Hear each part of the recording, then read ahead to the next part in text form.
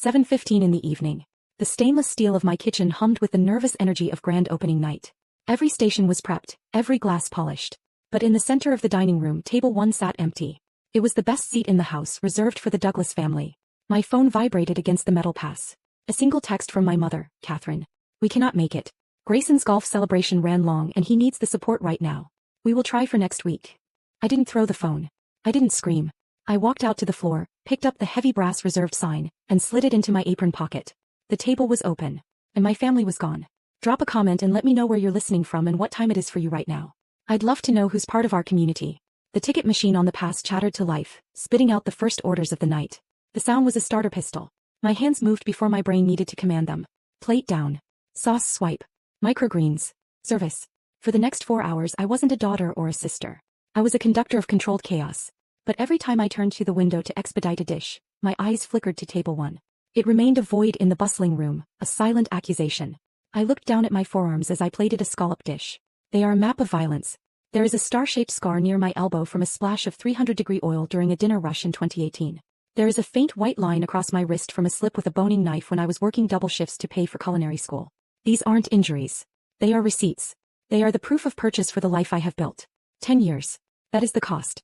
While my brother Grayson was building his brand by taking photos of latte art and borrowing money from our parents for trips to Tulum, I was in the basement of a French bistro, peeling 50 pounds of potatoes until my fingers bled.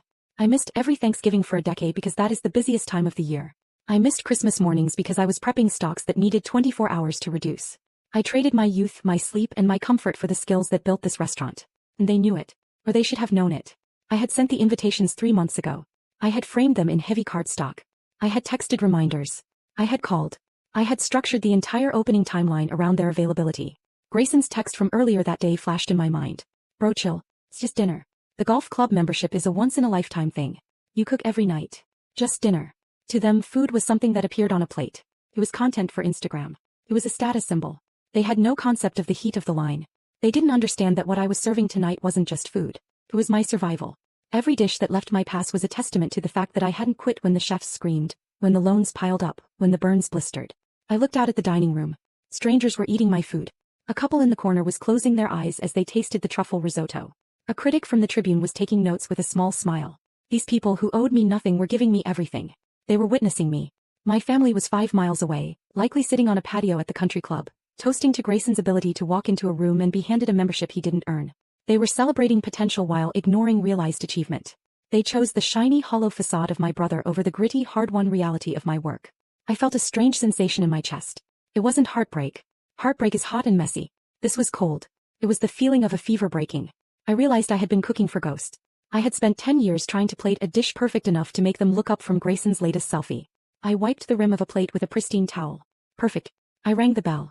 Service, I called out, my voice steady and sharp. The waiter took the plate. I watched it go. They weren't just late. They weren't coming. And for the first time in my life I realized that the table looked better empty. The morning sun hit my face like a spotlight, but it didn't bring warmth.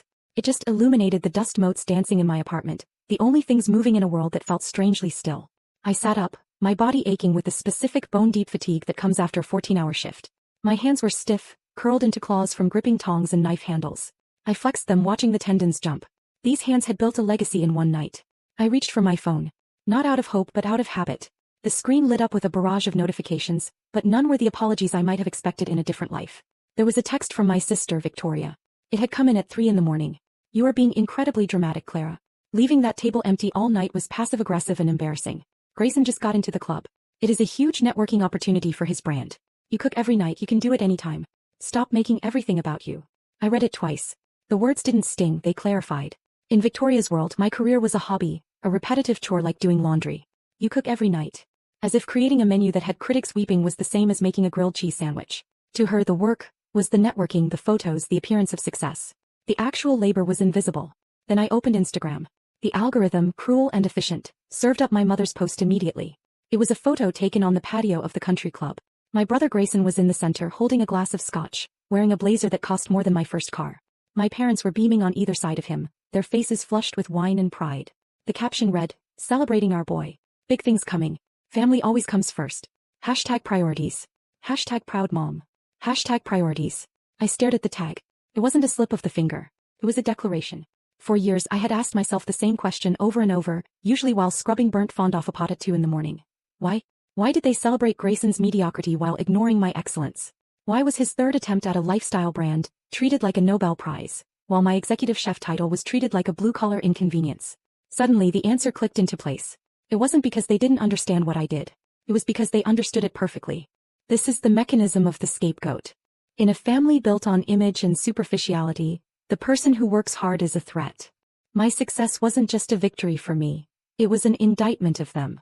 Every time I showed them a burn scar, every time I mentioned a 16-hour shift, I was holding up a mirror. I was showing them what real achievement costs.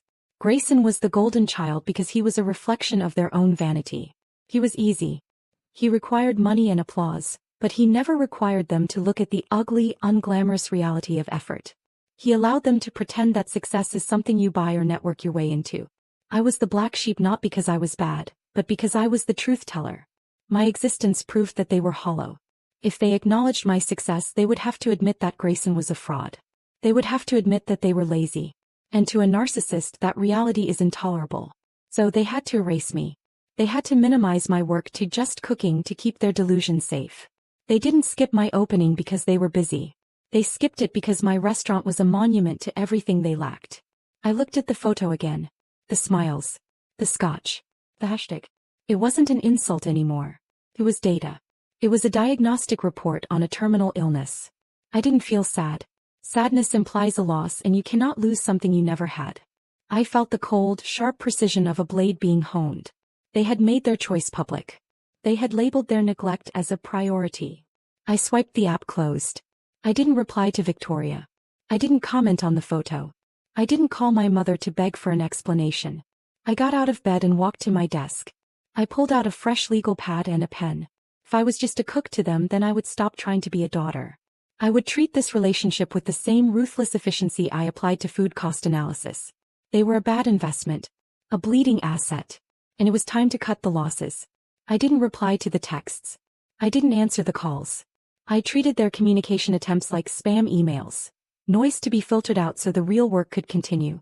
By 10 o'clock in the morning, I was seated in the glass-walled office of my accountant, David. The air smelled of espresso and laser printer toner. It was a clean, neutral scent that calmed me. We need to restructure the LLC, I told him, sliding a folder across the mahogany desk. I want to make sure the ownership is bulletproof. Sole proprietorship. No silent partners, no familial loopholes. I want a firewall between my business and my personal liabilities. David adjusted his glasses, scrolling through the digital files on his screen. We can do that. But to consolidate everything, I need to trace the initial capitalization again. Just to be sure we have the paper trail for the loan interest deductions. I nodded. I had brought everything. Every pay stub from the bistro, every scholarship letter, every loan agreement I had signed with a shaking hand at 18. I had built this life on a foundation of debt and sweat equity. I had nothing to hide. I have the student loan records here, I said, pulling out a stack of papers. And the small business loan for the kitchen equipment. David took them, humming a low, efficient note as he cross-referenced the dates. Then he paused. He frowned, typing something into his keyboard. He clicked, waited, and clicked again. Clara, he said slowly. You mentioned you took out the full Stafford loans for culinary school because there were no family assets available, correct? Correct. My parents said money was tight. The real estate market was down. David turned his monitor toward me. I'm looking at the old tax filings for the family trust your grandmother, Eleanor, set up. You were listed as a beneficiary until 4 years ago. I froze. I know Grandma left something, but my father told me it was emptied by market corrections before I turned 18. It wasn't the market, David said, his voice devoid of emotion, just stating facts. It was a transfer. A single withdrawal of $85,000. Dated 4 years ago. June 12th. June 12th. The date hit me like a physical blow. I didn't need to check my calendar. I knew exactly what happened on June 12th 4 years ago. That was the day Grayson launched his lifestyle brand. It was the day he rented a yacht on Lake Michigan for a party that cost more than my tuition. It was the day he put a down payment on his loft. It was the day my parents bought him his membership to the Oakwood Club as a networking investment. I felt the blood drain from my face, leaving me cold and lucid. Who authorized the transfer? I asked. Your father as the trustee. The memo line says, Educational and Advancement Expense, Grayson. The room went silent. The hum of the server in the corner seemed to grow louder. They hadn't just neglected me. They hadn't just overlooked me. They had stolen from me. I sat there staring at the glowing numbers on the screen. $85,000. That was my culinary school tuition. That was the capital I had scraped together by working double shifts for 7 years. That was the down payment on a house I didn't have. Grandmother Eleanor had left that money for me. She had tasted my first attempt at a beurre blanc when I was 12 and told me I had magic hands. She had wanted to secure my future. And my parents had liquidated her legacy to pay for Grayson's bar tab. They had looked me in the eye, watched me sign loan documents with 8% interest, watched me work until my feet bled and told me there was no money. They had let me drown in debt so their golden child could float on a yacht. This wasn't favoritism. This was embezzlement. The last thread of guilt I felt for missing their phone calls snapped. It withered and died instantly. You don't feel guilty for cutting off a thief. You don't apologize to the person who robbed you. Clara. David asked gently. Do you want to pursue this legally? This is misappropriation of funds. I looked at the ledger. I looked at the name Grayson, next to the money that should have been mine. No, I said. My voice sounded different to my own ears. Deeper. Harder. A lawsuit is messy. It drags on. It keeps us connected. I stood up and smoothed the front of my chef's jacket, which I hadn't bothered to change out of. I liked wearing it. It was the only thing in my life that was honest. I don't want the money, David. I want the separation. Lock down the restaurant. Make sure they can never touch a dime of what I earn from today forward. I walked to the window and looked out at the Chicago skyline. The city looked sharp, made of steel and glass. I felt like I was made of the same stuff now. And David, I said, turning back, I need you to prepare a different kind of document for me. What kind? I need to file a petition with the court, I said. I'm done being a Douglas. That name is a debt I'm no longer paying. The Cook County Circuit Court smells of floor wax and quiet desperation. It is a place where lives are dismantled and reassembled in triplicate. I stood in line at the Chancery Division, holding a manila envelope that contained my birth certificate, my social security card, and a check for the filing fee. I wasn't here to sue for the $85,000. A lawsuit is an invitation to a conversation. It requires depositions, mediation, arguments. It requires me to look my father in the eye and ask why. And I didn't want to know why. I didn't want their excuses. I didn't want their narrative. I wanted silence. When people talk about cutting off family, they use words like war or attack. They say, she turned against them. But standing there under the fluorescent lights, watching the digital number counter tick upward, I realized how wrong that framing is. This wasn't an act of war. It was an act of surgery. When a limb becomes gangrenous, the body doesn't hate the limb. The body remembers when that limb was healthy, when it helped you walk or hold things. But the body also knows the truth of the infection. It knows that if it tries to keep the dying part attached out of nostalgia or obligation, the poison will spread. It will stop the heart. Amputation isn't violence. It is the most aggressive form of self-preservation there is. It is the decision to survive, even if it means there is less of you than there was before. Next, the clerk called out. She didn't look up from her monitor. I walked to the window. I'm filing a petition for a change of name. Adult or minor? Adult. She slid a clipboard under the glass partition. Fill this out. Reason for change. I looked at the blank line. Reason. Because they stole my future to buy a country club membership? Because they forgot my existence until they needed a prop for a photo? Because my last name felt like wearing a coat that was 2 sizes too small and covered in grease stains? I wrote a single word. Personal. Then I moved to the section that mattered. Current name, Clara Douglas. I looked at Douglas. It was my father's name. It was the name on the trust fund that was emptied. It was the name on the student loans I was still paying off. It was the name of a man who looked at his daughter's exhaustion and saw only a lack of gratitude. Proposed name, Clara Eleanor. Eleanor. My grandmother. The woman who taught me that a recipe is a contract between the cook and the eater. A promise of care. She was the only one who had ever tasted my food and closed her eyes to savor it, rather than reaching for the salt before tasting. She had left me the means to build a life, and even though they had stolen the capital, they couldn't steal the craft she had nurtured. Taking her name wasn't just a tribute, it was a correction. I was aligning my identity with my source code.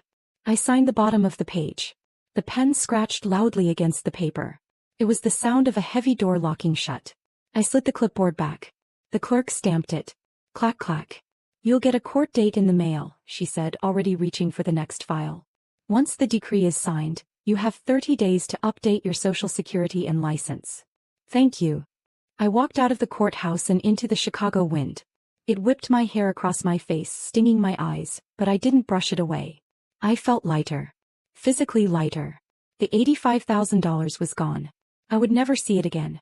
But by walking away from it, by refusing to fight for it, I had bought something far more valuable. I had bought my autonomy. If I had sued, I would still be Clara Douglas, the daughter who is angry about the money. I would be defined by my grievance. By changing my name, I became Clara Eleanor, the woman who owes them nothing. I checked my phone. A text from Grayson. Mom is freaking out that you blocked her. What is your problem? It's been 3 days. Get over it. I looked at the name Grayson on the screen. Felt like looking at a stranger. A character in a book I had finished reading. I didn't block him. I didn't reply. I simply opened my contacts, selected Delete Contact, and confirmed. Then I did the same for my parents. I hailed a cab. Where to? The driver asked. The restaurant, I said. I have a menu to rewrite. The surgery was complete. The wound would scar certainly. But the infection was gone. And for the first time in years, the blood pumping through my veins belonged entirely to me. 3 months later, Chicago was frozen solid, but Lubli was burning. A 2-page spread in the Tribune had called my menu, the most honest food in the city, and the whispers about a Michelin star had started to circulate like smoke. We were booked solid for 6 months. The phone never stopped ringing. Success, I learned, is the best form of soundproofing. I couldn't hear the silence of my estranged family over the roar of a full dining room. Then on a Tuesday night the soundproofing cracked. It was 7 o'clock in the evening. Peak service. I was expediting, calling out orders when my sous chef Marcus touched my shoulder. Chef, there's a situation at the host stand. Maya needs you. I wiped my hands and walked out to the front of house. The air in the dining room was warm, smelling of roasted garlic and thyme. But at the entrance the air was frigid. There they were. My mother, Catherine, draped in a fur coat that looked too heavy for her. My father, Douglas, looking impatient, checking his watch. Victoria scrolling on her phone. And Grayson. He was holding his phone up, live streaming, panning the camera around my restaurant like he owned the deed. They had bypassed the line of people waiting in the vestibule. They were standing right at the host stand, looming over Maya, my 19-year-old hostess. We don't need a reservation, Grayson was saying, his voice loud enough to turn heads. I'm the owner's brother. It's my birthday. We're just going to grab the owner's table. Table 1, right? Maya looked terrified. She scanned her iPad. Sir, I'm sorry, table 1 is seated. And I don't have a Clara Douglas listed as the owner. Don't be ridiculous, my mother snapped. Just go get her. Tell her family is here. I stepped into the light. I was wearing my executive chef's coat, pristine white, buttoned to the throat. Felt like plate mail. I didn't smile. I didn't rush to hug them. I stood with my hands clasped behind my back watching them. Clara. Grayson shouted, lowering his phone but keeping it recording. Finally. Tell this girl who we are. We need a table for 6. I promised my followers a behind-the-scenes look at the family empire. The family empire. The audacity was almost impressive. They stole my tuition, ignored my opening, and now that the world was watching they wanted to claim the architecture. They wanted to stand in the light they had tried to extinguish. Maya is correct, I said. My voice was low, but in the sudden hush of the entryway it carried. There is no Clara Douglas here. My father stepped forward, his face darkening. Claire, stop this game. It's your brother's birthday. We're here to celebrate. We're willing to overlook your absence these past few months. Willing to overlook, I repeated. You're willing to overlook the fact that you stole $85,000 from me? You're willing to overlook that I changed my name to escape you? The color drained from my mother's face. Clara, keep your voice down. No. I took a step closer. I looked at Grayson, then at Victoria, then at my parents.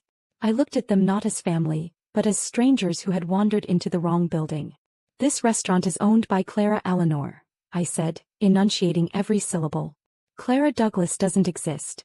You killed her when you emptied her trust fund to buy a golf membership.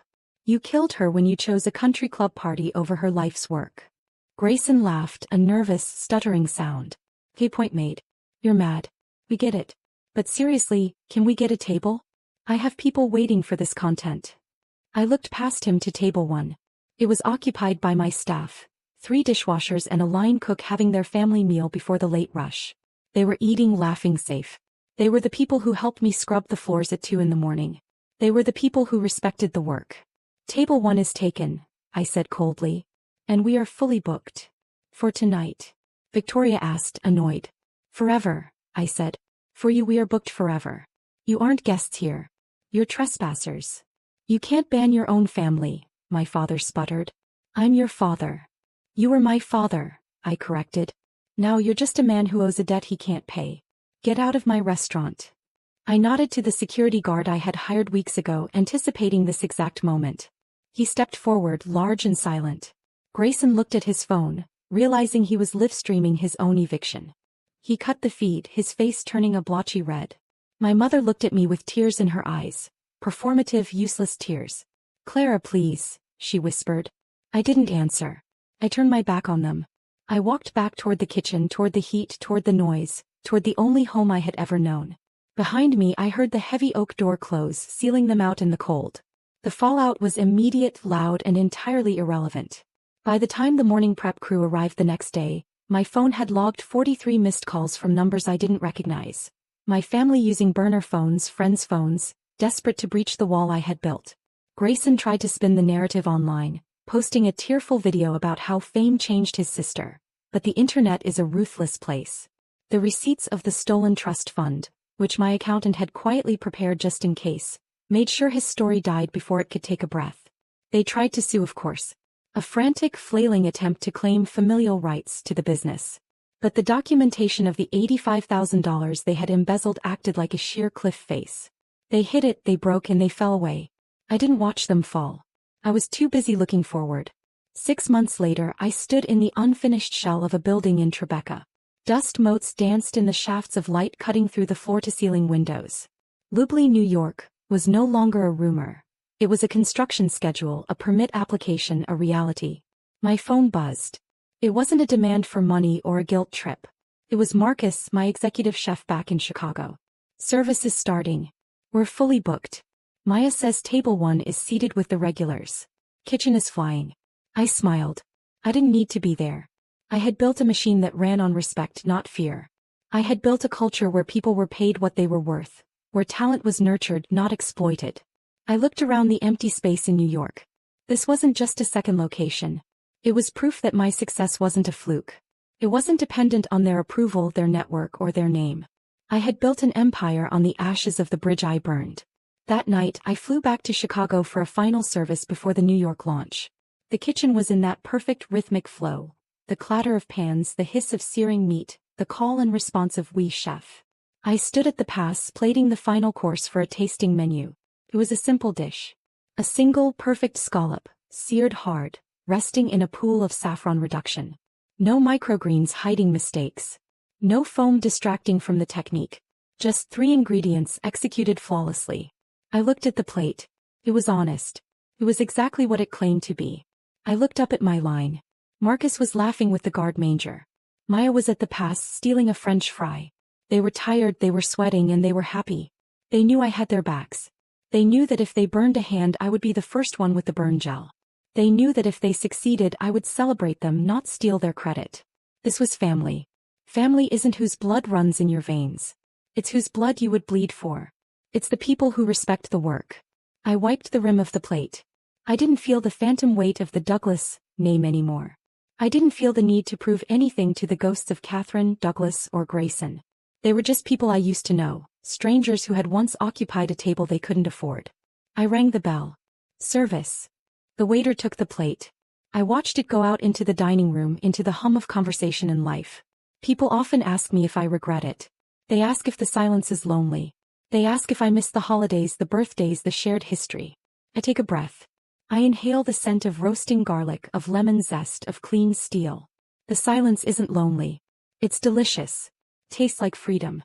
It tastes like the first breath of air after being underwater for 30 years. I walked out the back door into the cool Chicago night. I checked my phone one last time. No missed calls. No drama. Just the notifications of reservation requests rolling in, one after another. I pocketed the phone and walked toward the train. I had a restaurant to open in New York. And for the first time in my life, I wasn't hungry for anything. If you've ever had to surgically remove someone from your life to save your own peace, share this story. You aren't alone. I had just signed the biggest deal of my career. The conference room at the Crescent Hotel was still buzzing with handshakes, polite laughter, and flutes of champagne. Someone from the distributors team had patted me on the shoulder and said, "You did good, Delia, real good," but my mind was already elsewhere. I stepped into the hallway, heels clicking on marble, heart still thumping from the adrenaline of negotiation. I thought maybe I'd call my Aunt Edith, the only one who'd ever really asked about my work. Or maybe I'd message my assistant and ask her to book a dinner somewhere quiet. But then I saw the text. It was from my mother. No greeting. No punctuation. Just this. Give Emery a share of your company and buy him a house. Or don't call yourself part of this family. I stood still in the hallway, phone gripped tight in my hand, my breath caught in my throat, not in sadness but in disbelief. For a moment, I actually waited, expected the next line to say, "Just kidding," or "Let's talk." But nothing followed, just that single brutal sentence. Cold, final, like a wire snapping under pressure. A hotel staffer passed by with a tray of sparkling water. I moved to the edge of the hallway and sat down on a padded bench beside the elevator, staring at the screen. They had meant it. They wanted me after everything to hand over part of the company I built from nothing. Not a conversation, not a request. A demand, an ultimatum, and not just a share. They wanted me to buy him a house too. I felt my fingers go numb, like the blood had drained from them. I had worked myself to the bone for 12 years, building Home and Morrow from a second-hand laptop and a folding card table. I had sold soaps at farmers markets, taken red-eyes to trade expos, spent nights on warehouse floors counting inventory.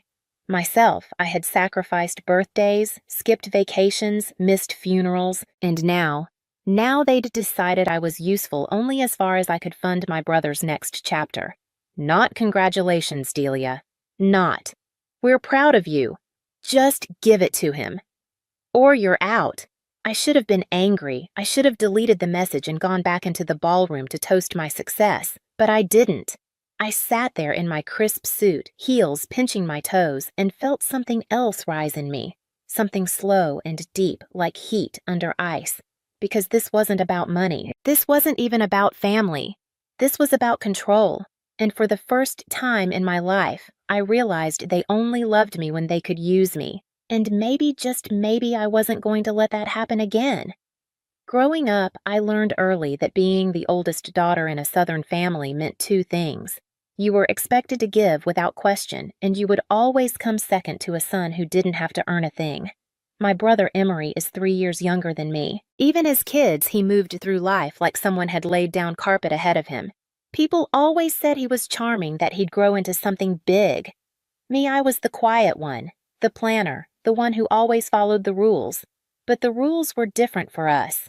When Emery got a C on a science test, my mother would pat his shoulder and say, "He's trying his best." When I got an A-, she'd frown and ask, "What happened here? When he forgot his chores?" Dad laughed. Boys will be boys. If I was 10 minutes late from a school event, I got a lecture about reputation and how young ladies ought to behave. And still, I tried to earn their approval. I worked hard. I got a scholarship. I lived at home during college to save money. I took night classes and day jobs. When I started my business in my early 20s, it was out of necessity.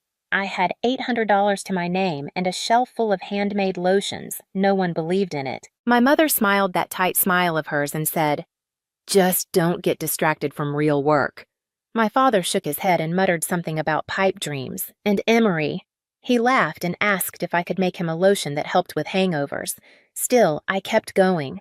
I said yes to every opportunity. I learned to ship orders out of my garage. I hand-labeled jars. I burned through credit cards and energy drinks. And eventually, it worked. It actually worked. But even then, they never truly saw me. Over the years, they asked for little things, help covering the mortgage when Dad was laid off a new washing machine money for car repairs. I always gave, no strings attached. When Emery changed majors for the 3rd time and needed tuition money, I sent it. When he moved to Austin to chase some startup dream, I helped with rent for 6 months. I told myself I was being generous. That one day they'd notice, but they didn't. They expected. And the worst part, I let them. I let myself believe that if I just kept showing up, kept paying, kept being useful, they'd love me not for what I gave, but for who I was. The text I got that day. It didn't surprise me. Not really. It just made everything I'd been pretending not to see impossible to unsee. Because this wasn't about need. Emery wasn't on the street. He wasn't struggling. He'd just burned through his 4th job in 3 years and told my parents he was ready to finally do something big, and their solution: cut me open and hand him what I built. It wasn't even cruelty. It was casual, like I was a resource they'd been storing for later. I sat in my apartment that night and stared at the ceiling for hours. I didn't cry. I didn't scream. I just kept hearing my mother's voice in my head. Give it to him or you're out. And for once, I asked myself a different question. Not, why don't they love me? But why have I kept letting them pretend they do? I didn't respond to the message. Not that night. Not the next morning. I didn't tell them how much it hurt. I didn't ask them to reconsider. I didn't try to explain myself or what the company meant to me, or how many nights I'd spent working until my eyes blurred. Instead, I called my lawyer. He'd helped me set up Home and Morrow years ago, back when I was still hand-filling jars and mailing them from a strip mall post office. His name was Harris Bell. Quiet man, wore sweater vests, even in summer. Never said more than he had to. When he picked up, I just said, Harris, I need to tighten the whole structure and I need to do it quietly. He didn't ask why. He just said, I'll send you a list tonight. Over the next 7 days, we built a firewall around everything I'd created. Ownership was reviewed, voting rights restructured, emergency trustees removed and replaced. I transferred majority assets into a living trust with me as the sole beneficiary. My healthcare proxy and will were rewritten. No mention of family, no fallback heirs. My financial accounts were insulated. My name was the only one on any title. When it was done, Harris looked across the desk and asked one simple question. Do you want them to know? I shook my head. Not yet. I just want to know that they can't touch it. He nodded and handed me the final folder. Then they won't. I walked home from his office in the fading light of early spring, passing houses with porch lights coming on, parents calling kids inside for dinner, a man watering his roses. Everything looked ordinary, but inside me, something had shifted. For the first time in my life, I had built a wall not to keep myself in, but to keep them out. When I got home, I opened my closet and pulled out a small wooden box I hadn't touched in years. Inside was a folded note from my father written when I graduated college. It said, You're stubborn, Delia, but you'll go far. Just remember not to burn every bridge. I held it for a long time before placing it back in the box. Some bridges need burning, I thought. Especially the ones they keep walking over you on. That night, I typed a letter. Not to my parents, not yet. It was to myself. You don't have to keep proving your worth to people who only see your usefulness. You're not here to fund their comfort. You're not obligated to bleed for those who've never asked if you're still breathing. This isn't abandonment. This is survival. I printed it out and slid it under the glass of my desk right beside the first $42 invoice I ever made. No fanfare. No threats, just paperwork, signatures, boundaries. I didn't want revenge. I wanted peace. And for the first time in my life, I wasn't asking anyone's permission to have it. 3 weeks passed in silence. No messages, no calls, no apologies, just quiet. I didn't expect anything else. The moment I refused the ultimatum, I knew what would follow. Exile wrapped in self-righteousness. They'd rewrite the story in their heads, turn me into the ungrateful daughter who walked away for no reason. They were good at that, making absence look like betrayal when really it was just escape. Then, on a Thursday afternoon, my cousin Jess called. She never called. We hadn't spoken since my grandmother's funeral, and even then it had been small talk in the church parking lot. Did you hear? She asked, voice low. Your mom's throwing a family announcement dinner at the First Baptist Hall. Saturday night. I paused. What kind of announcement? Jess hesitated. They're introducing Emery's new startup, a supplement brand or something. Your mom says it's a new chapter for the Morrow legacy. I didn't respond. Jess added more carefully this time. They told people it was a joint venture between the siblings. Of course they did. Even now, they wanted to borrow the shine of my name while cutting me out of the photo. "Are you going?" I asked. "I wasn't planning to," she said, then quieter, "but I think you should." I hung up and stared out the window of my office for a long time. Outside, a city bus rumbled past, a couple walked their dog, and the sun dipped low behind the rooftops. They hadn't invited me, but they had used my name. That was enough. I didn't make a scene. I didn't tell anyone I was going. I just took my time. Saturday evening. I parked 2 blocks away and walked in flats carrying a slim black envelope tucked inside my coat pocket. No makeup, no intention of staying long. The First Baptist Fellowship Hall hadn't changed in 20 years. Same chipped linoleum floors, same rows of metal folding chairs. I remembered sitting there as a teenager watching other people get recognized while I stacked plates in the back. Inside, the buffet tables were already half empty, and someone was testing the microphone. Then I saw them. My mother, dressed in cranberry red, holding court near the podium, my father beside her nodding at guests. Emery, of course. Center stage, smiling wide, shaking hands wearing a blazer, a size too expensive. My name was written on a foam board poster propped up beside him. The Morrow Method, a family wellness venture, a lie, a borrowed name, a theft polished to look like legacy. I didn't get angry. I didn't rush forward. I waited. And when the MC began to read the introduction founded by siblings Emery and Delia Morrow, I stepped forward slowly and placed the black envelope on the podium before he could finish. The room hushed. I said nothing. Inside that envelope was a notarized letter from my attorney clarifying trademark ownership, business use rights, and a cease and desist regarding any commercial use of my name or likeness. I met my mother's eyes across the room. She didn't blink. Then I turned and walked out. No raised voice, no accusations, no scene. Just silence. But it was the kind that made people realize something had changed. By the time I reached my car, the first text had already come in. From my father. What the hell was that? Then my brother. You've always had a flair for the dramatic. Hope it was worth it. I didn't answer either of them. Instead, I drove home through quiet streets, the kind you only find on a Saturday night in a town that still believes in family dinners and curfews. I kept the windows down. Let the spring air in. I needed to feel something real after walking through that room full of borrowed pride and polished lies. I didn't cry. I didn't scream. I felt clean. Like someone had finally cut the last fraying thread that had been pulling me back for years. The next morning, I woke to a voicemail from my mother. Her voice was calm, too. "Calm, Delia, I don't know what point you think you were making, but you embarrassed everyone last night. You embarrassed yourself." Then a pause, and the tone shifted.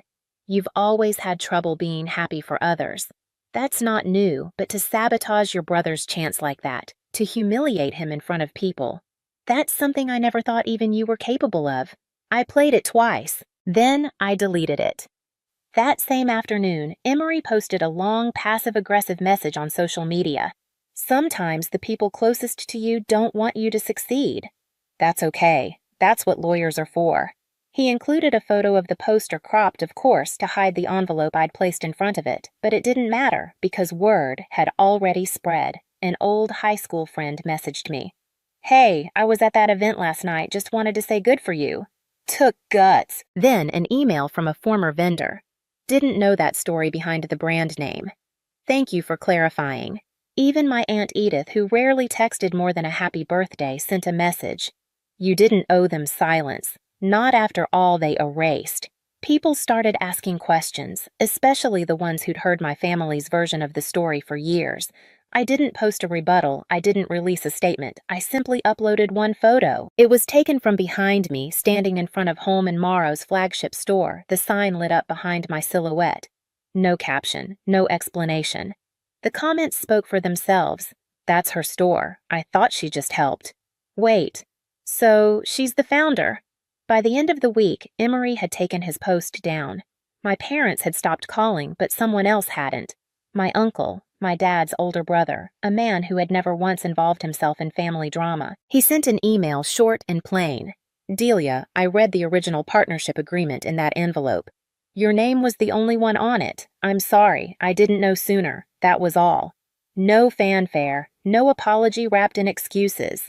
But it landed deeper than anything else that week, because for the first time, someone on the inside had said it plainly. I wasn't overreacting, I wasn't imagining things, I had been erased. And now I had stepped back into the story they tried to write without me. I didn't want Emery's startup to fail. I didn't want to shame my parents.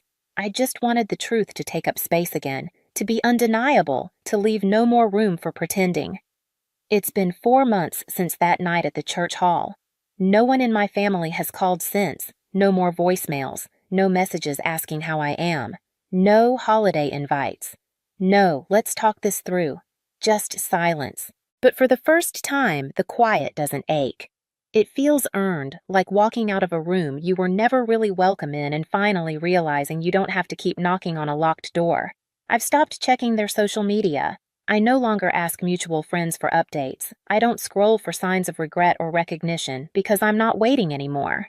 Last week, I sat across from a young woman, a new hire in our operations team. She asked me how I started the company, and I told her the truth.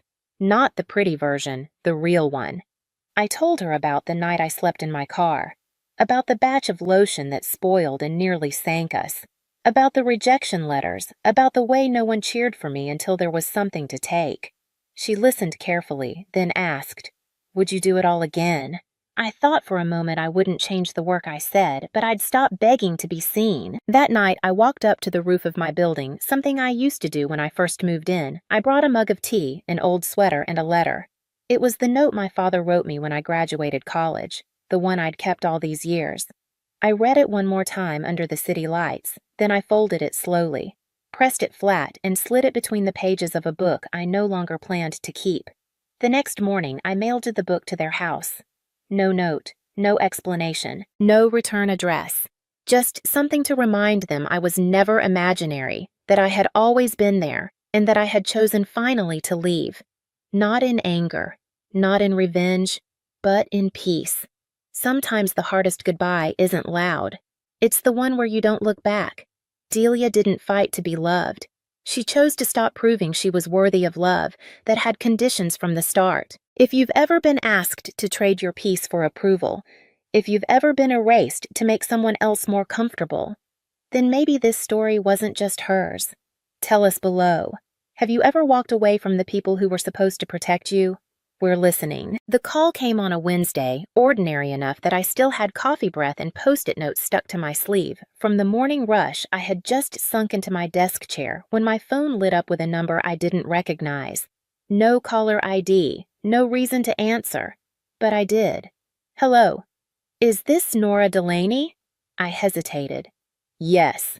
This is Charles with Liberty National Bank. We're calling regarding your mortgage balance of $523,000. We've sent several notices, but I don't have a mortgage. I said, my voice sharper than I meant it to be. You must have the wrong person. A pause. Ma'am, the file we're reviewing shows your name.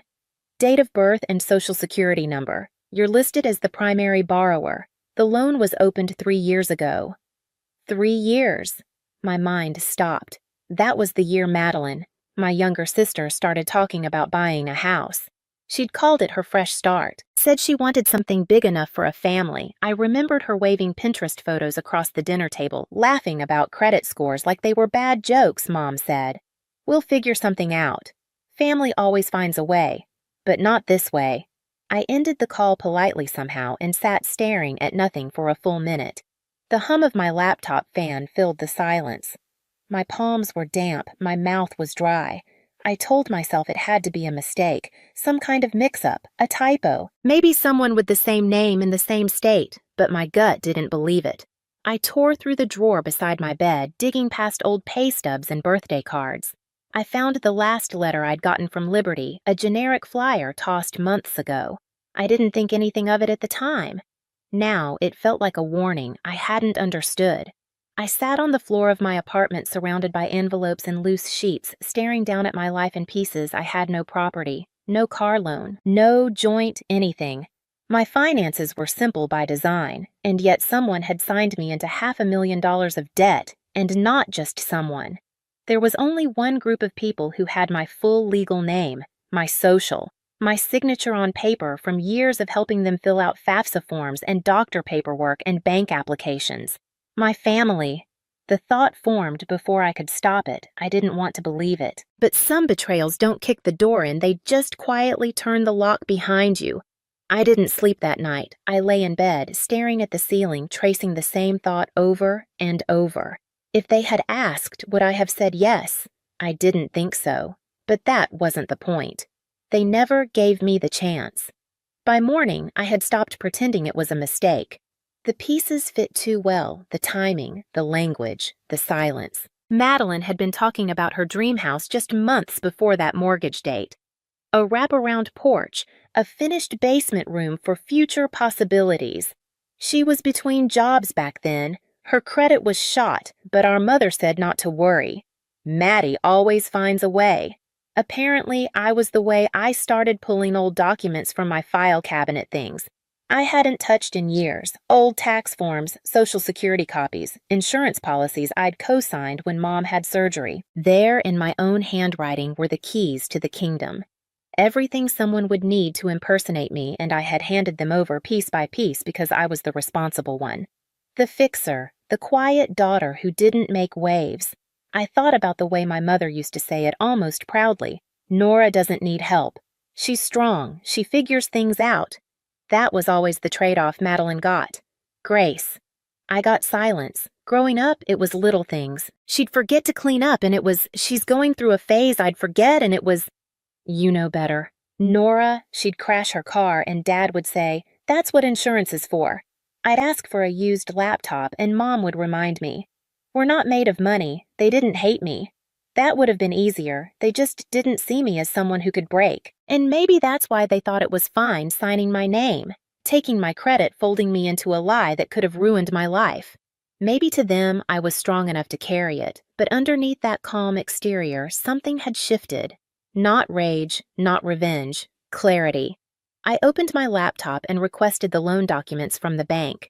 The woman on the phone sounded polite, efficient, unaware that her PDF would change everything.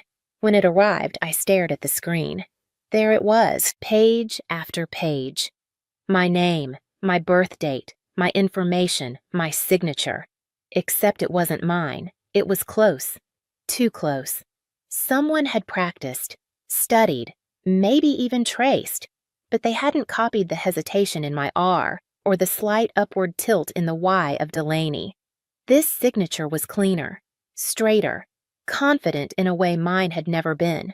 Looking at it felt like staring at a version of myself I didn't know. A forgery that fooled the world, but not me. And the scariest part, I knew exactly who had written it. I didn't call them. I didn't text Madeline or send some shaking paragraph to my parents asking how they could do this. I didn't scream or demand, I just started collecting.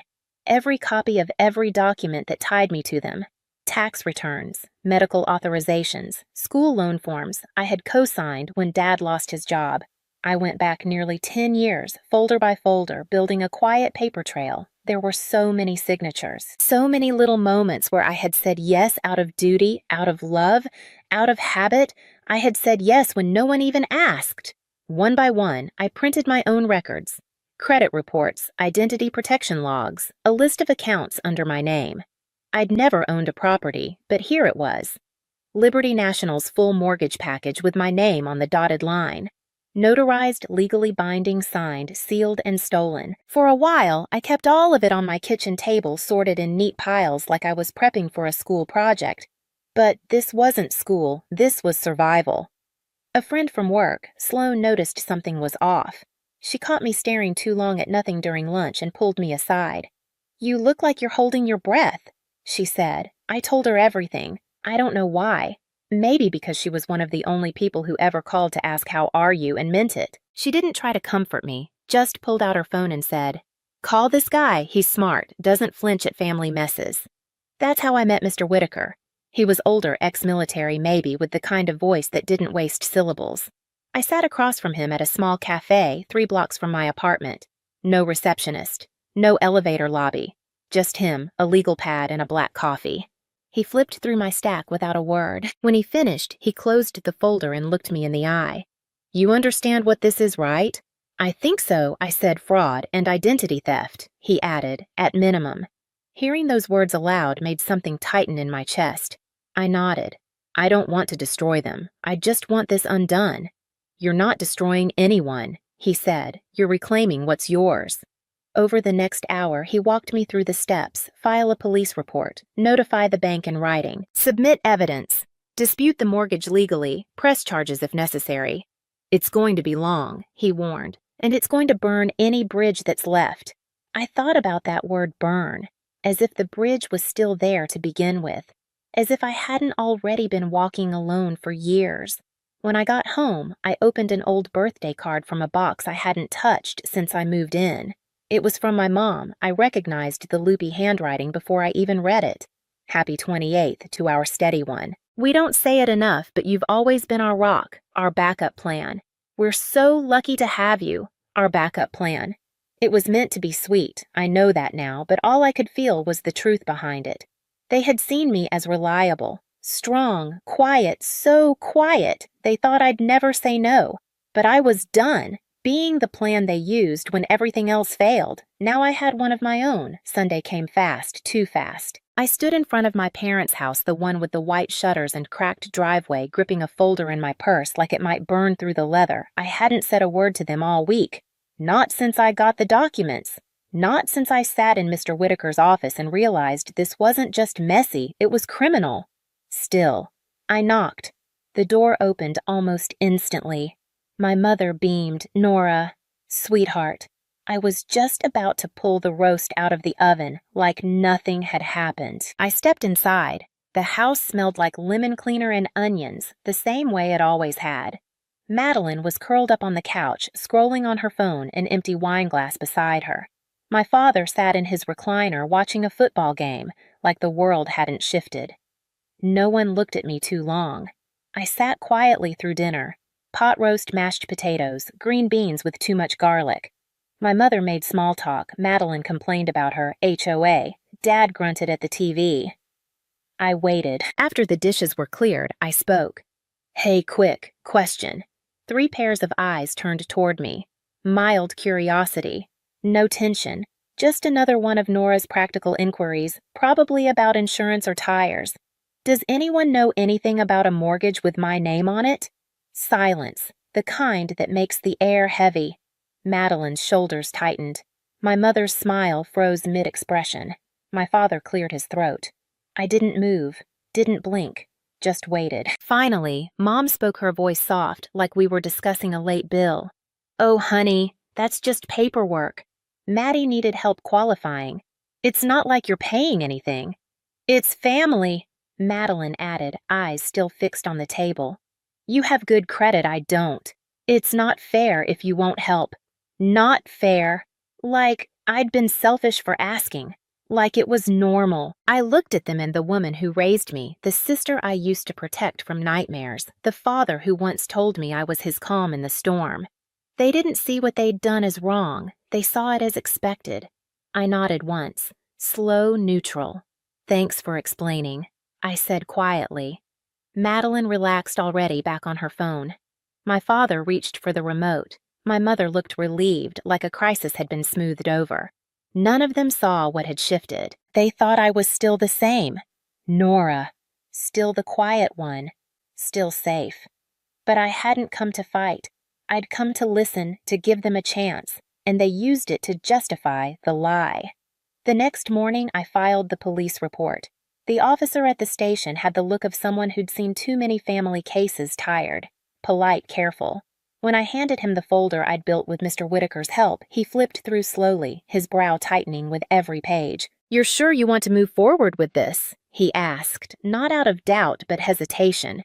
If I don't, I said they'll just keep doing it. He nodded, stamped the papers. It was official. That afternoon, I mailed the certified letter to Liberty National. Inside was the police report, a formal dispute notice, and copies of my ID. I watched the clerk at the post office slide it into the outgoing tray like it was any other envelope, but to me, it was a severance. A quiet, final line drawn in ink. I didn't warn them. No angry phone call, no confrontation, just silence. 3 days passed, then 5, then a full week. No calls, no messages. Just the dull ache of waiting for something to break. It finally did. Friday night, just after sunset, there was a knock on my door. I peeked through the peephole and saw my mother standing outside, wrapped in her nicest coat, face tight with something between fury and fear. I opened the door but didn't step back. She didn't wait for an invitation. "How could you?" she hissed. "How dare you go to the police?" Her voice was sharp, but beneath it, I heard it. The panic. Not about me, about what it meant, about exposure. I said nothing. "I trusted you to be understanding," she continued. "Madeline needed help. Family sticks together." "No," I said softly. "Family asks, they don't steal." She blinked like the words hit harder because they were so calm. "You've ruined everything," she snapped. "Do you know how this looks?" I nearly laughed, but I didn't. I didn't ruin anything. I said, I just stopped pretending it wasn't broken. She opened her mouth to argue, but I was already closing the door. The latch clicked into place with the softest sound, but to me, it felt louder than any scream that night. Madeline called 12 times, left 4 voicemails, each one angrier than the last. I deleted them without listening. The next morning, I woke to an email from Liberty National. "We have suspended the mortgage loan pending further investigation." Attached was a formal apology. They were reviewing the notary records and the signature file. My credit score was still damaged, but the unraveling had begun. I called Mr. Whitaker. "They're taking it seriously," I said. "They usually do," he replied, "when people don't yell and instead show them the truth." He was right. I hadn't shouted. I hadn't begged. I had just stood still while the truth did its work, and somehow that was enough. In the weeks that followed, the silence around me grew thicker. No more texts. No more invitations. No more guilt-laced reminders that I should be grateful for the family I had. They didn't want to fix anything. They just wanted the version of me who kept saying yes, but she was gone. Instead, I filled my weekends with things I had forgotten I liked. Walking to the farmer's market, buying flowers for my kitchen table, sitting in the quiet with a book, and no phone ringing. I didn't want revenge. Not really. I just wanted distance and peace. And for the first time, I had both. Months passed. Spring crept in quietly, trees blooming in soft pinks and yellows like the world had decided to start fresh. Whether I was ready or not, I kept my head down, answered emails from Mr. Whitaker, signed documents, checked my credit report like it was a weather forecast I didn't trust. The case was still open. The damage was still there, but something inside me had settled. I spent my weekends in motion, walking trails, trying pottery at the community center, volunteering at the library on Saturdays. Nothing dramatic, just mine, hours that belonged to no one else. One morning, I stood behind my booth at a local artisan fair, surrounded by mismatched mugs and bowls I had shaped with unsure hands. A woman picked up a piece labeled Reclamation, a cup slightly off-center, smooth in some places, imperfect in others. She turned it over in her palm. "Why that name?" I shrugged. "Because it wasn't supposed to exist, but it does." She smiled, paid in cash, and walked away. That night, I sat on my balcony with a cup of tea and the first real quiet I'd earned in years. Not the silence of being ignored, but the silence of being unclaimed. That was when I saw them. My mother, my father, and Madeline standing at the edge of the parking lot near my apartment, like they weren't sure whether to come closer or walk away. They looked smaller than I remembered. Madeline's makeup was smudged. My father's shirt was wrinkled untucked. My mother clutched her purse like it was the only solid thing she had left. I walked down the stairs slowly, not rushing, not hiding. When they saw me, they froze. "Nora," my mother started, voice trembling. "We made mistakes, but we're still family." Madeline stepped forward. "I just need help. Just for a little while. Please don't shut us out."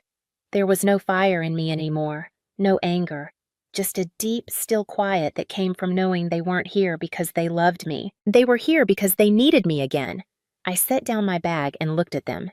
Each of them. Really looked. "I hope," I said carefully, You one day understand what real family means. They didn't interrupt, but it's not something you can steal or fake or expect when it's convenient. I reached into my coat pocket and pulled out a manila envelope. Inside was a printed copy of the forged mortgage document, my name. Their signatures, a red stamp across the front that simply read, Void. Tucked in behind it was something else, a birthday card from years ago, the one that said, You've always been our backup plan. I handed the envelope to my mother. Her hands shook as she took it. I'm not angry, I said. Not anymore. She opened her mouth to speak, but I didn't wait. I'm finally free, I said, and I'm not coming back. Then I turned and walked away.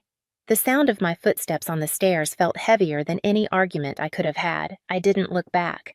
When I reached the top landing, I paused. The wind lifted the edge of my coat. The sun was starting to set, casting long shadows across the parking lot. I whispered, not to them, but to myself. Sometimes walking away is the loudest thing you'll ever say, and I meant it. They used my name like it belonged to them, but I walked away. No screaming, no warning, just silence they couldn't ignore. If you've ever been treated like the backup plan, you'll understand why. I never looked back. Subscribe if you're done being quiet. Some truths aren't told to be forgiven, just remembered. My family banned me from my sister's graduation. Don't even bother showing up. That's what my mother said. Her voice cut through the grainy Zoom connection like cold glass. There was no preamble, no hesitation, just that. As if I were an uninvited guest at someone else's life. It was supposed to be a simple Sunday morning call. I had logged on from my kitchen, coffee in hand, still in my robe. The sunlight filtered through the blinds behind me, golden and warm, but my chest tightened the second I heard her tone. It's not about you, she added, as if that explained everything. Chloe deserves a day without distractions. Distractions. That was me. I stared at the screen where our family's faces sat in tiny squares, my mother sharp and upright in her chair, my father barely visible in his Zoom window scrolling through his phone on mute, my cousin Paige with her camera off, and then Chloe, my younger sister, in the center frame, perfectly styled in soft curls and a soft smirk. She didn't say anything. She didn't have to. Her silence was louder than any words. I felt the heat rising in my face as I placed the mug down on the counter. I tried to speak, but my throat caught. I managed only a slow, steady, "After everything I've done, this is how I find out." My mother scoffed. "We're not doing this. Rachel, Chloe's graduating. It's a celebration, not whatever this is. Whatever this is. This is the thing where I paid for Chloe's tuition for 4 years," I said. "This is the thing where I sent her money for textbooks, housing, even a therapist when she didn't want to go through campus services. This is the thing where you all smiled while I paid, and now I'm an embarrassment." No one interrupted me. No one objected. Not even my father. My Aunt Anne blinked once, then looked down. Chloe was still smiling. It was the kind of smile I knew too well, the kind that says, "I won." That's when I knew it wasn't a mistake. This wasn't a heat-of-the-moment outburst. It was decided, agreed upon, coordinated even. I could have asked why. I could have begged for some explanation, some mercy. But instead, my hand moved to the keyboard. Calm, mechanical. I opened the banking app I hadn't touched since setting up Chloe's automatic tuition plan 3 years ago. The dashboard loaded slowly. My fingers didn't shake. Click, cancel, confirm, done. Oh, I said my voice even. "If that's how you feel, then you'll never see my money again." My mother narrowed her eyes like I'd just spoken in a foreign language. "I mean it," I added. "Credit cards, tuition, grocery money, all of it. You're adults. Time to act like it." And without waiting for a reply, I clicked. Leave. Meeting. The screen went black. My phone buzzed 5 seconds later, a text from my dad. "Don't do anything stupid. She's your sister." Then Chloe. "Thanks for making everything about you again." I turned the phone over on the counter. The coffee in my mug had gone cold. I poured it down the drain and stood there gripping the edge of the sink, breathing. My hand didn't shake. Not anymore. I wasn't family. I was funding. I wish I could say that Zoom call was the moment things broke. But the truth is, It wasn't a break.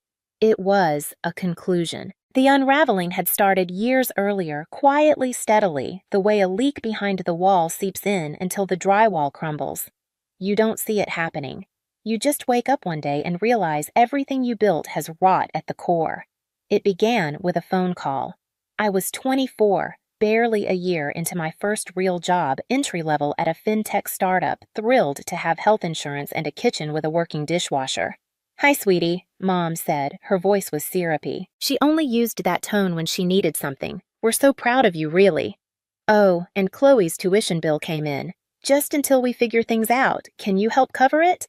I said yes. Of course, I said yes. That just until became every semester, then housing, then books, then groceries, then mental health weekends in Miami. Chloe never asked directly. She didn't have to. The requests came through Mom or Dad, tucked in phrases like, "You make more than us," or "She's the one with real potential." "Rachel, you should be proud." Proud, I repeated that word a lot, like it might eventually taste right. They called me successful independent, the sister who had it all together, and so naturally, I was the one who didn't need anything. What they meant was I wasn't their concern, I was their solution. For every emergency, I was the fix. When Chloe wanted to move off campus because the dorms were depressing, I covered first and last month's rent. When her laptop broke, I replaced it. When her boyfriend crashed her car, I helped with the deductible, and through it all, I told myself it was love. That maybe if I gave enough, they'd finally see me, not just as a wallet, but as family. But they didn't.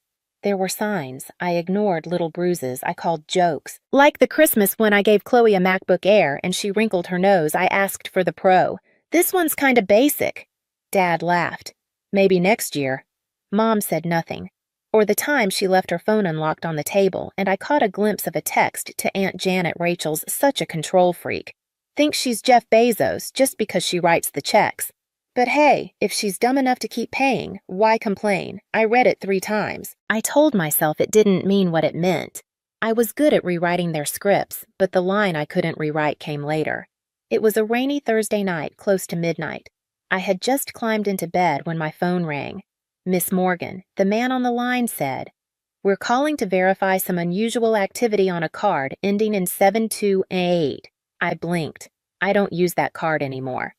4 transactions in the last 48 hours, totaling $3,700, Cartier Balenciaga. Foot Locker. That card had been for groceries years ago, one I gave to my mother temporarily. I hung up. My heart didn't race. It sank. That night, I didn't call them. I didn't cry. I sat at my desk, turned on the soft light, and opened my laptop. I went through every account, every forgotten card, every autopay. 3 of them were active, all tied to my name, my social security number, my credit, and their spending.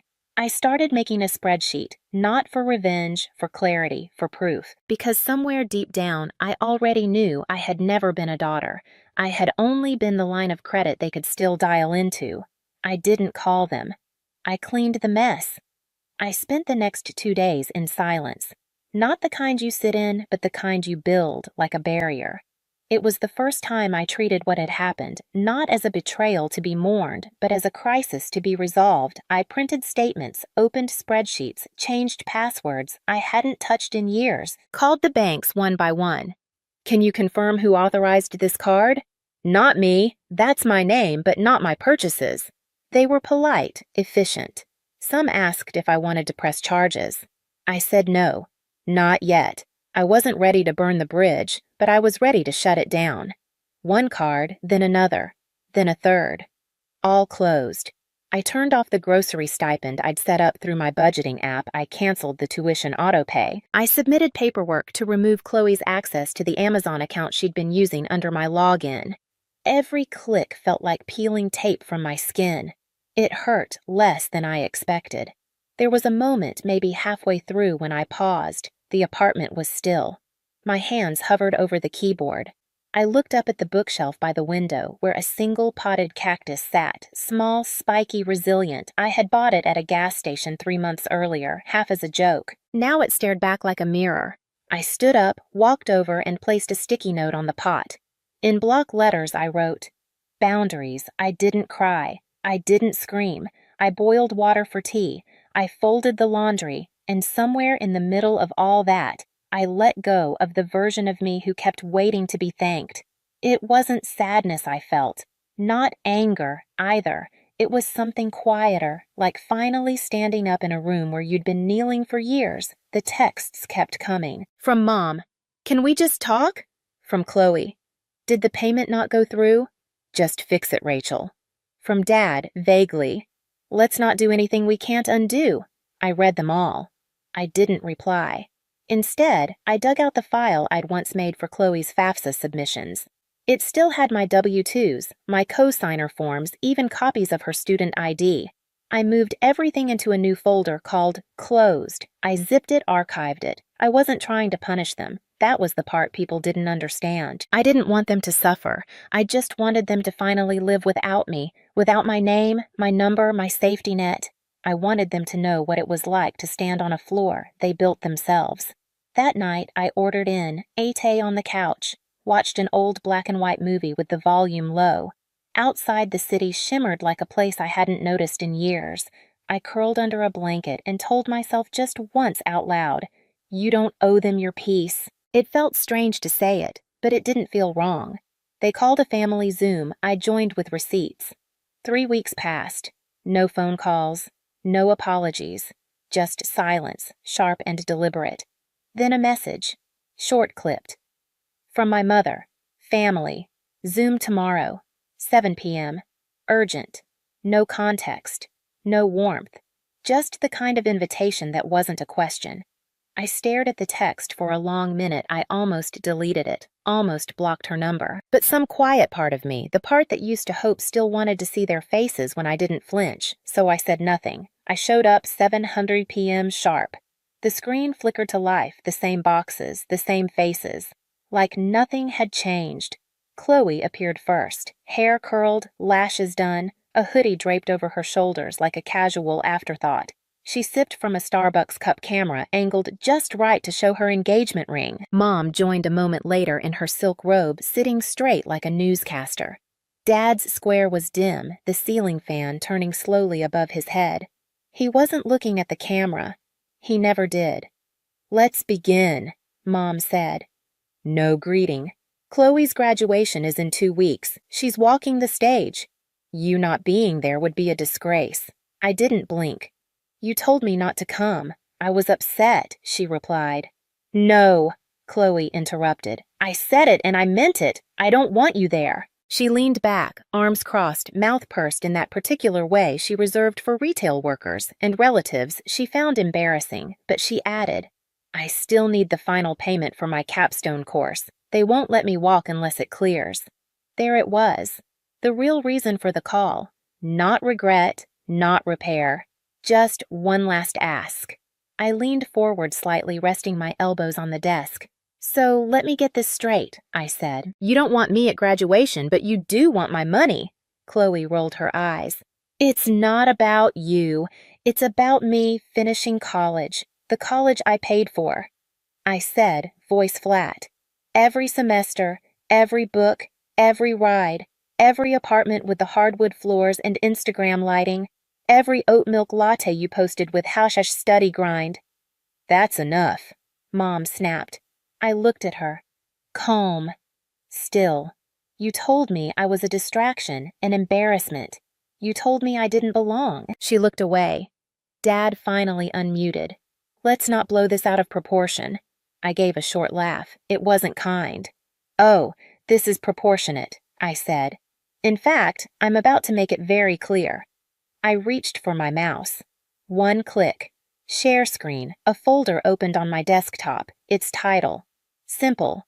Receipts inside were PDFs, credit card statements, screenshots of Uber charges, Sephora receipts linked to Chloe's account, and one file marked Audio Recording MP3. Mom paled. Chloe froze. I didn't press play. "Not yet. I just said I didn't come here to argue. I came to remind you exactly what you took. This isn't drama. This is theft." The folder sat open on the screen, glowing faintly against the dim light in my apartment. I let the silence stretch just long enough for discomfort to settle in. Mom spoke first. Her voice was clipped brittle. You recorded us. I didn't answer right away. I wanted them to sit in that question. You took what wasn't yours, I said instead, and you laughed while doing it. Chloe broke in with a scoff. This is so petty, Rachel. Seriously, you're making some slideshow like you're in court. I clicked into one of the PDFs. Highlighted purchases appeared 4 turns at Aritzia, 180 on a sushi dinner, a rideshare charge at 2 a.m. from a club I'd never been to, all from the card I gave Mom 5 years ago for groceries, all tied to Chloe's email, her Apple ID. You always act like you're better than us, Chloe snapped, just because you work some stupid job and live in that depressing little apartment. You're right, I said, voice calm. I do think I'm better than people who steal from their own family and then try to play victim. Her mouth snapped shut. Dad sighed. Okay, we've made some mistakes, but come on, this is family. No, I said, this is fraud. Then I clicked play. The recording crackled at first, speakerphone. The quality wasn't great, but the voices were unmistakable. Chloe, she's not gonna say no. She never does. Mom, she won't even notice. Just keep it under $3,000 or the bank calls, then laughter, the kind that bubbles up when you think no one's listening. Then Mom again. We might as well milk her until she finds a husband and stops caring. The recording ended. No one moved. Mom looked as if she'd been slapped. Chloe stared at the floor. Dad rubbed his temples like the weight of the moment was too heavy for him to bear. You kept all this, Mom whispered. I nodded. I kept it, I said, because I knew I just didn't want to believe it. Chloe finally found her voice. You'll regret this, she hissed. You'll ruin everything, my graduation, my job search. I cut her off. You ruined it, I said. You took my name, my credit, my trust, and treated it like a convenience store. And when I asked for a thank you, you called me dramatic. Mom's voice cracked. You're blowing up the whole family. I looked at her through the camera. No, you did that when you decided my money mattered more than I did. She tried again. Softer now. You're still our daughter. We can fix this. I smiled, but it didn't reach my eyes. I'm not here to be fixed. I'm here to be done. I stopped the screen share, sat back in my chair. Here's what's going to happen. I said, the way I'd say it in a budget meeting, I'm not paying the balance. I'm not showing up to the graduation. I've closed every account in my name. Tuition, rent, Netflix, Spotify, Amazon Prime. Gone.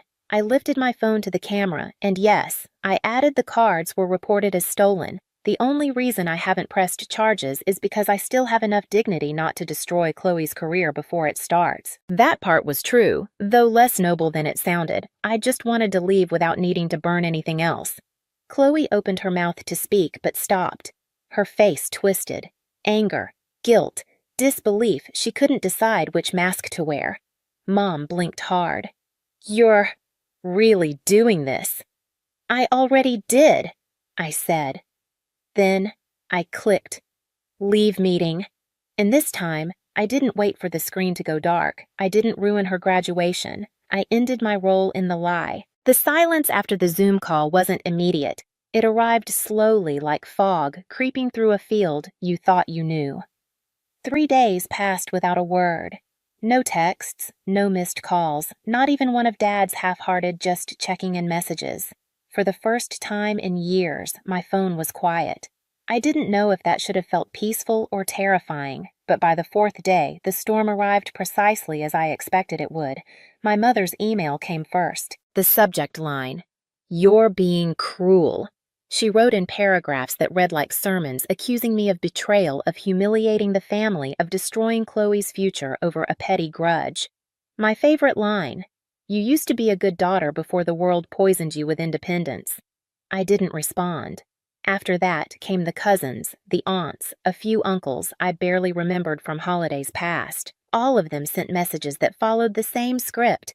"She's your sister. It's just money. We're disappointed in how you handled this." None of them had messaged me when I paid for Chloe's rent. None said thank you when I kept the mortgage current or covered my parents' grocery deliveries during lockdown. But now suddenly, they all had opinions. I packed my apartment quietly and moved into a new place, still in the same city, just a few blocks over. It had hardwood floors, clean white walls, and a long window ledge where the sun reached in. Each morning, I bought a new plant. A tall, leafy green one that stretched toward the light without asking for permission. I named it Enough.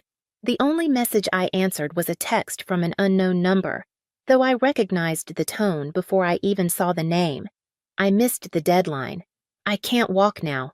You ruined everything. It was Chloe. No greeting. No acknowledgement. Just blame. As always, I stared at the screen thumb hovering, then replied, I didn't ruin anything. I just stopped funding your fantasy. Then I blocked the number. A week later, my alma mater called. Someone had attempted to impersonate me to re-enable the tuition plan. They'd forged my signature with a scanned form Chloe must have pulled from an old file. It was flagged. They wanted to verify my identity. I did, of course. I thanked the woman on the phone, then sat in my car and laughed harder than I had in months. Not because it was funny, but because it was ridiculous. Desperate, predictable, and finally done. 2 months later, I saw pictures on social media, Chloe sitting in the audience at her own graduation ceremony in full makeup, pretending not to care. The caption beneath the photo from my aunt read, Proud of our Chloe. She's a graduate in our eyes, sure, even if the system failed her, or maybe it just finally stopped letting her cheat.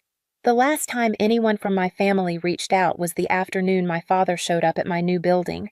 He looked thinner. His voice was softer. I just want to talk, he said, so I let him in. He stood by the window, hands in his pockets, searching the room like he was trying to spot what had changed in me. He didn't speak for a moment, then finally he said, It's quiet now. Chloe's not doing great. Your mother pretends everything's fine, but it's not. He hesitated. Can you come back? Just for a meal. Just to talk. I shook my head. I talked, I said. For years, you just didn't listen. And now they would have to listen to silence.